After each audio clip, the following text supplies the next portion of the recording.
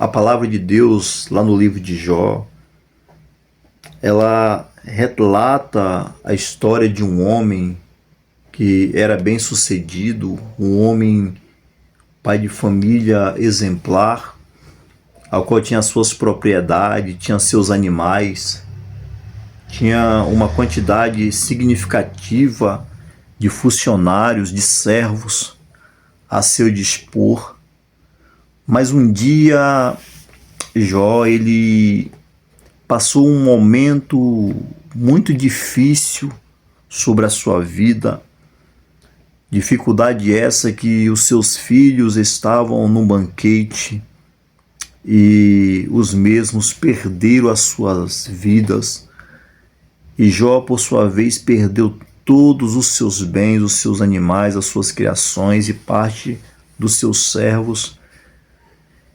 E em meio a tudo isso, Jó, ele não questionou, ele não murmurou, ele não deixou de acreditar no Deus que ele servia. Porém, como todo ser humano tem as suas limitações, as suas fragilidades, Jó, no ápice da sua dor, da sua agonia, da sua aflição, ele é acometido por uma lepra, e a palavra de Deus nos diz que ele ficava nas cinzas com caco de telha se coçando, porque grande era a aflição e a perturbação que o cercava, mediante a dor, mediante o sofrimento. Talvez você se encontra, assim como Jó, neste dia de hoje, passando por um momento difícil na sua vida, enfrentando um problema grave ou gravíssimo. Talvez você se encontra tratando de um câncer, de uma enfermidade terminal, e você já perdeu a esperança de dias melhores, de uma restauração ou de uma providência ou um socorro. Mas eu quero te dizer neste momento que Deus, o Deus que conhece o nosso deitar, o nosso levantar, o Deus que conhece a intenção do nosso coração, o nosso pensamento, Ele traz uma palavra de ânimo para você neste momento, uma palavra de conforto. E o Senhor, na sua palavra, Ele traz a restauração sobre a vida de Jó.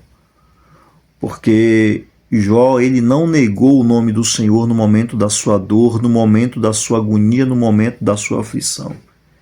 E Jó, ele recebe um encontro dos seus amigos, dos seus 3 amigos, ao qual na primeira instância, quando eles o chegam para visitar Jó, eles não conhecem devido à calamidade, o estado que estava Jó. E quando eles param para conversar, eles começam a criticar a Jó, a fazer algumas indagações e algumas afirmações dizendo que ele estava passando por aquilo porque ele tinha pecado contra Deus.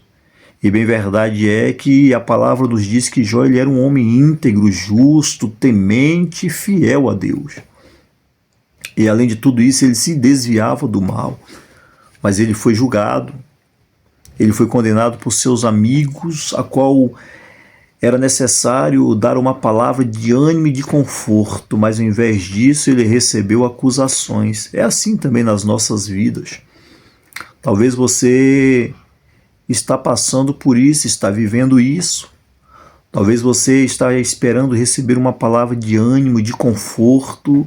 Você está recebendo acusações, você está recebendo apunhaladas e talvez você se encontre desanimado por conta disso.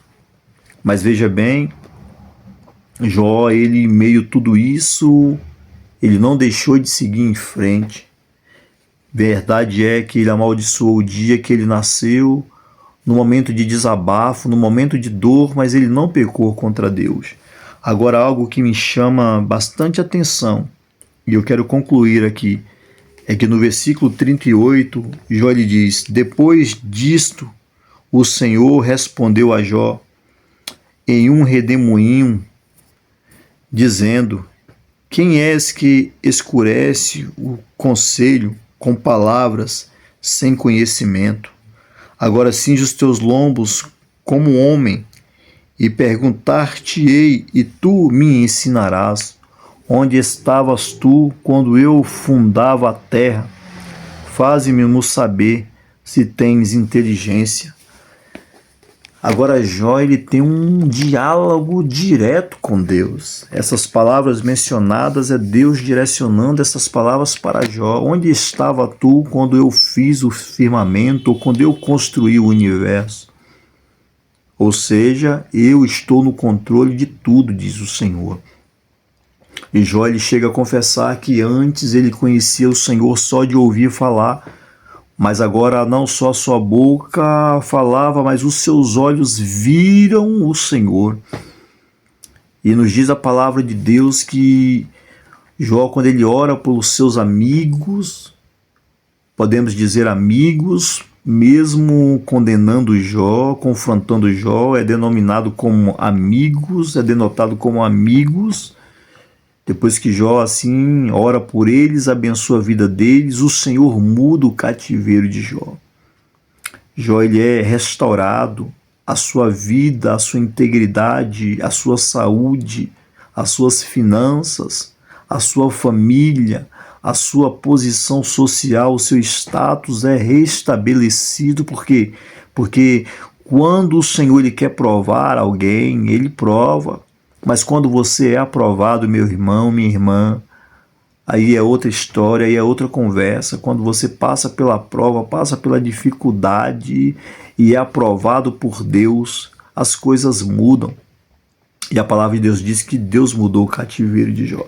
Então, neste momento, eu não sei se você está ouvindo esta mensagem, se é à noite, ou pela manhã, ou à tarde, mas uma coisa eu te digo, neste momento, o Senhor há de mudar o teu cativeiro, o Senhor há de entrar com providência sobre a sua vida e vai restaurar a sua casa, restaurar a tua família, restaurar as tuas finanças.